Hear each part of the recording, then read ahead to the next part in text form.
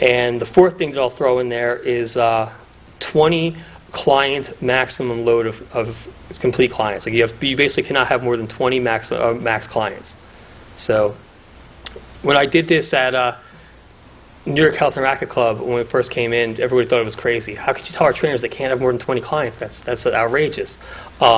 Everybody's going to freak out. They're going to get all upset. Well, what I found in mining through all this data for years was that once these trainers had this robust book of business, let's say they had 35 clients.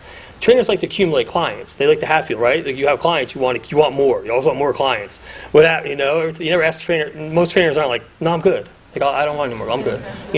So no, they're like, just give me more clients. So they accumulate this massive book of business, and what happens is these people can't get in as much as they'd like to, right? They want to train Monday, Wednesday, Friday at 6, but they can only train Monday and Wednesday at 6 because I have someone else at 6 o'clock on Friday. So that's one training hour that you lose. That's one day of recognized revenue you're losing, right? That's 1 hour of production you're losing. That's 1 hour or session you're farther away from a renewal revenue package, right? Now multiply that by 10 clients.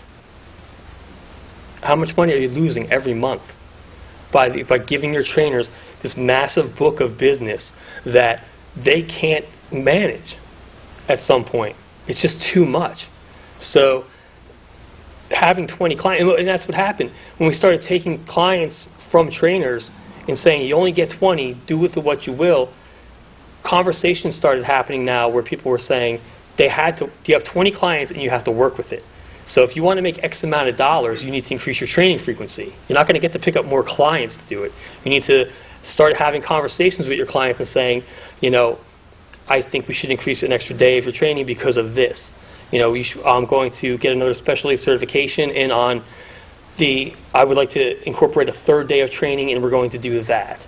But we started to make people have to work more with the clients they had, not just accumulate more people. So as soon as I took all these clients away from these trainers that had these huge books of business, the trainers eventually made more money because they learned how to be better business people and how to manage their business better.